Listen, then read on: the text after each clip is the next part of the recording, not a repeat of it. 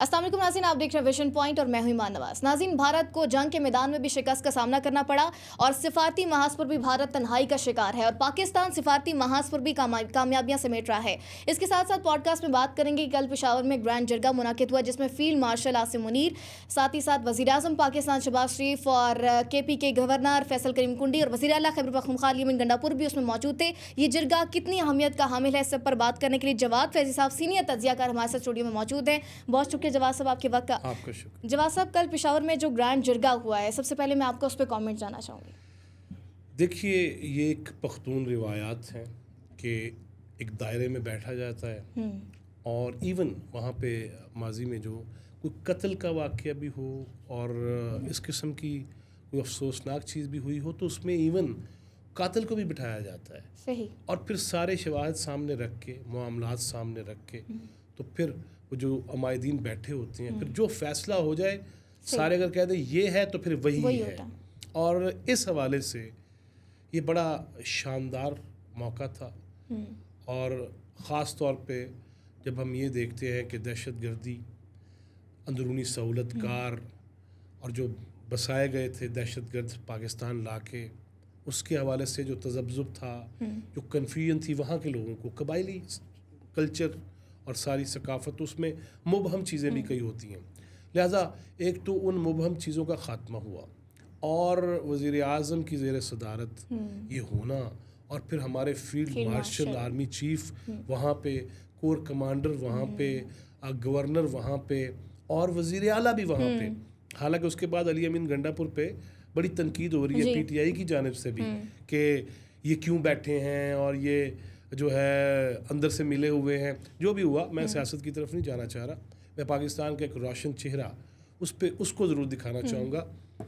25 साल बाद ऐसा कोई जरगा हुआ है जी। एक कमांडर नेक मतलूब थे, वो जरगे में आए, मामलात तय हो गए, लेकिन बैरूनी जो दुश्मन है उसने उसको कत्ल कर दिया, जिसके बाद ये खून रेजी शुरू हुई, इसमें शिद्दत आई। 2003 की बात है, शायद फरवरी की, अगर मैं गलत नहीं हूँ तो। लिहाजा 25 साल बाद इस जरगे का होना, उसमें ये तय हो जाना, उसमें फील्ड मार्शल का, वज़ीर आज़म का पूरी सूरत हाल पे गुफ्तगू करना, तजावीज़ लेना, शिकायत सुनना और उसके हल की तरफ बढ़ना, ये है असल चीज़। और जो हमें आवाज़ें आती थी बलूचिस्तान के बाद KPK से, इंशाअल्लाह वो जो पाकिस्तान मुखालफ आवाज़ें हैं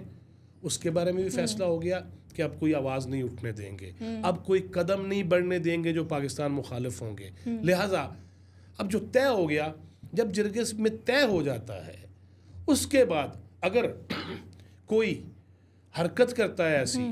तो फिर इस जरगे में पता है ईमान और क्या चीज़ होती है कि ये भी बता दिया गया कि अगर तो दुश्मन की साजिशों पे कोई चलेगा, अगर पाकिस्तान के ख़िलाफ़ कोई जाएगा, अगर पाकिस्तान की और रियासत के ख़िलाफ़ कोई जाएगा, तो फिर मुकम्मल इख्तियार तो होता ही है, लेकिन उनके जहन बनाए जाते हैं कि आओ हलफ दो, जरगे में फैसले हो गए कि पाकिस्तान मुखालिफ कोई चीज़ बर्दाश्त नहीं होगी, फिर उड़ाना भी पड़ा तो उड़ा देंगे और गिराना पड़ा तो गिरा देंगे, ढाना पड़ा तो ढा देंगे। लिहाजा ये बड़ी वाज़ेह चीज़ें हैं और ये मैसेज ख़ास तौर पे इस अंदाज में भी चला गया कि सबको दोबारा वो कहानी बयान की गई जो हिंदुस्तान ने हमसे किया और फिर हमने जो हिंदुस्तान का हाल किया, और उसमें ख़ास तौर पे वज़ीर आज़म के ये अल्फाज कि मोदी अपने ज़ख़म चाट रहा है। लिहाजा जब ये हम दुश्मन के बारे में बात कर रहे हैं तो फिर अंदरूनी दुश्मन जो किसी के कहने पे, बहकावे में, लालच के तहत या डॉलरों की जनकार पे और पैसे की जनकार पे जब घुंघरू बांधेगा तो फिर वो घुंघरू भी तोड़ेंगे, जिस तरह संदूर असी फ़र्क करता है ना। लिहाजा वो घुंघरू भी टूटेंगे, वो आंखें भी फोड़ी जाएंगी, वो हाथ भी काटे जाएंगे, वो टांगें भी काट दी जाएंगी जो इस मुल्क में रहने वाले अगर इसके मुखालिफ जाएंगे। तो ये जरगे का मैसेज पूरी दुनिया को चला गया, क्योंकि हिंदुस्तान वो फितनतुल हिंदुस्तान के तहत जिस तरह बलूचिस्तान के अंदर गड़बड़ की कोशिश की जाती है, हमारे मासूम बच्चों को मारा जाता है, मज़दूरों को मारा जाता है, फ़ौजी जवानों पे हमलावर हुआ जाता है, बलूचिस्तान के बाद KPK और ख़ास तौर पे जो कबायली इलाके हैं वहाँ पे जो मैंने जैसे पहले अर्ज़ किया कि कन्फ्यूजन है या किसी के जहन को जहर आलूद किया गया है, उस हवाले से जरगा इंतहाई अहमियत का हामिल था और ये वाज़े मैसेज चला गया अफवाज पाकिस्तान, हुकूमत पाकिस्तान, ये एक पेज पे हैं और ये फैसला हो चुका है कि अब बलूचिस्तान भी क्लियर करना है, KPK भी क्लियर करना है, क्योंकि असल मकसद तो बड़े दुश्मन का सामना है, हमने कश्मीर भी आज़ाद करवाना है। और उस हवाले से आप आगे चल के जो बात करेंगी, मैं अब सवाल का मुंतज़िर हूँ आपका। जवाद साहब, इसके साथ साथ जो सिफारती महाज की अगर बात की जाए, इससे पहले वज़ीर आज़म ने 4 मुल्क की दौरा किया है, इस्हाक डार साहब ने चीन का दौरा किया, और अब बिलावल भुट्टो की क़यादत में वफ़द जो है 3 मुल्क की दौरे पे अमेरिका, बरतानिया और ब्रसल्स में। कल भी एक न्यूयॉर्क में बिलावल भुट्टो गए और वहाँ पे प्रेस कॉन्फ्रेंस भी की। सिफारती महाज पर जो पाकिस्तान कामयाबियाँ समेट रहा है, उस पर आप क्या कहेंगे? बड़ी खुशी का मौका है, और जिस तरह डिप्टी प्राइम मिनिस्टर और वज़ीर ख़ारजा इसहाक डार साहब आज भी मीडिया टॉक कर रहे थे, पूरी तफसील बयान कर रहे थे कि कैसे कैसे कहाँ कहाँ किस तरह जाया गया और अभी मज़ीद जाया जाएगा। डार साहब चीन गए, उससे पहले अफ़गानिस्तान गए, फिर वो हांगकॉन्ग गए, वो जो आलमी सालसी कौंसिल बन रही है उसमें भी ये तनाज़ात हमारे आने हैं। तो ये बड़े खूबसूरत मौक़े थे। और फिर प्राइम मिनिस्टर का अपने वफ़द के हमरा फील्ड मार्शल को तुर्की लेके जाना, ईरान लेके जाना, आज़रबाईजान लेके जाना, और अभी डॉक्टर साहब ये फरमा रहे थे कि चीन के साथ मज़ीद जो ताल्लुकात हमारे गहरे हो रहे हैं, अफ़गानिस्तान को भी साथ शामिल करना, ये नेक शगुन है। एक तरफ जिरगे की बात की पेशावर में, तो उधर हमने अफ़गानिस्तान के साथ भी फिर एक दफ़ा दोस्ती का हाथ बढ़ाया है कि आओ अपना फ़ायदा उठाओ। जब यहाँ से ट्रेन जाएगी उज़्बेकिस्तान और चीन, पाकिस्तान, अफ़गानिस्तान और फिर जनाब हम उज़्बेकिस्तान जा रहे होंगे, तो अफ़गानिस्तान का भी तो फ़ायदा है ना उसमें। हम तो उन्हें पहले दिन से कह रहे हैं कुछ काम करो, सिर्फ रस्सागिरी ना करो, सिर्फ राहदारी के चक्करों में ना रहो कि जड़ा आया फाड़ लो या अगवा कर लो, नहीं, बल्कि आगे बढ़ो, अपने मुआशी हालात भी बेहतर करो और हमसायों को भी बेहतर होने दो। ये दहशत गर्दियों में कुछ नहीं रखा हुआ, ये बैरूनी साजिशों पे अमल करने में कुछ नहीं रखा हुआ, अपना भी नुकसान कर रहे हो ना। लेबल तो लग गया पूरे अफगानिस्तान पे। लिहाजा मैं वापस उधर ही आता हूँ कि सफारती महाज पे बिलावल भुट्टो जरदारी साहब ने और उनके साथ जो वफ्द में शामिल थे उनके रुफ़का, वो एक तरफ अमेरिका के अंदर, न्यूयॉर्क के अंदर, वहाँ पे वो अमरीकी नुमाइंदगान से, फिर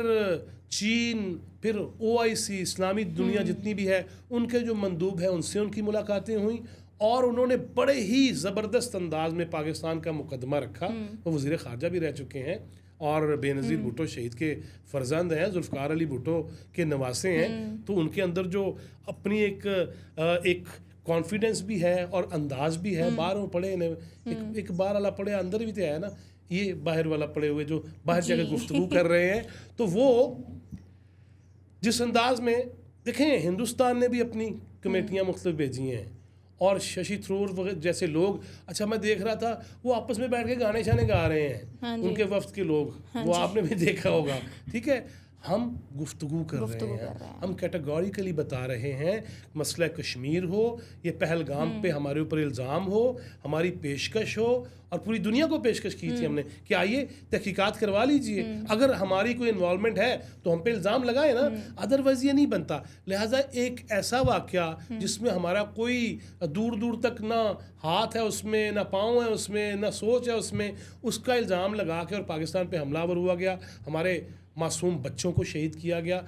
और ख़वातीन को शहीद किया गया, मसाजिद की बेहरमती हुई, कुरान पाक की तौहीन हुई, वो शहीद हुए। ठीक है, लिहाजा ये पूरी चीज़ें बयान की जा रही हैं, बताया जा रहा है और दूसरी तरफ उनके पास एक भी चीज़ नहीं है जो पाकिस्तान के ख़िलाफ़ कुछ सबूत दे सकें। लिहाजा हम जिस महाज पे डटे हुए हैं और ख़ारजी उमूर के हवाले से वो बड़े वाज़े हैं और पूरी दुनिया मान भी रही है, पूरी दुनिया का मीडिया मान रहा है, पूरी दुनिया के जो तबसरा निगार हैं, जो दिफाई माहिरीन हैं, वो भी मान रहे हैं कि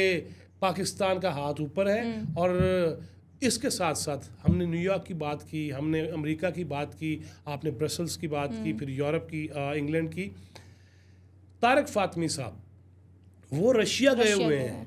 और वो रूस को बता रहे हैं कि तो बड़ा जलील करा रहे हैं, हिंदुस्तान ना बच के रहना,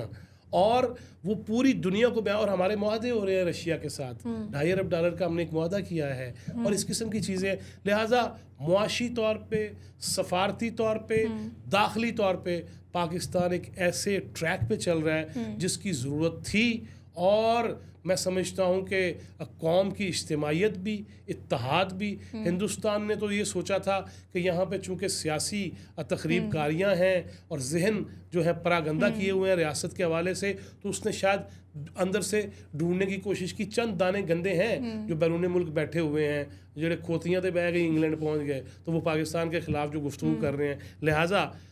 वो गंदे दाने को छोड़ के पूरी कौम एक पेज पे है और हमारी सियासी क़यादत, हुकूमती क़यादत, फ़ौजी क़यादत, मीडियाई क़यादत, मैं तारड़ साहब को भी ज़रूर इस पे शाबाशी भी दूंगा कि अताउल्लाह तारड़ ने जिस तरह रातों को उठ के 24-24 घंटे गुफ्तगू भी की, पूरी दुनिया को भी बताया, और साथ साथ उन्होंने जिस तरह मीडिया को ब्रीफ किया वो हम हर महाज पे, मैंने जैसे पहले कहा, सफारती हो, खारजी हो, दाखिली हो, मीडियाई हो, और फिर फ़ौज ने थे और अहमद शरीफ चौधरी साहब ने तो जो निराले रंग दिखाए हैं पूरी दुनिया को कि सबूत के साथ, चीज़ों के साथ, स्क्रीन पे चला के उन्होंने एक एक चीज़ बयान की और सब पूरी दुनिया ने ये देखा कि भाईजान DGI-SPR ऐसे भी होते हैं जो खुल के गुफ्तगू भी करते हैं और पूरी दुनिया को नक्शा भी बताते हैं और सबूत भी दे रहे हैं। लिहाजा अल्हम्दुलिल्लाह हमारी जो जीत हुई है उस पर एक दफ़ा फिर हमें अल्लाह का शुक्र अदा करना चाहिए और अपने इत्तेहाद को और जो दीवारें आहनी है उसके अंदर कोई दरार नहीं आने। बिल्कुल ऐसा ही है, भारत पाकिस्तान को तन्हाई का शिकार करना चाह रहा था लेकिन खुद हो गया, और जैसे बिलावल साहब ने भी कहा कि मोदी को उन्होंने नेतन्याहू की कॉपी भी करार दिया है। बहुत शुक्रिया जवाद साहब आपके वक्त का। नाज़रीन, पॉडकास्ट का इख्तिताम करेंगे। अपना बहुत ख्याल रखिएगा। आने के बाद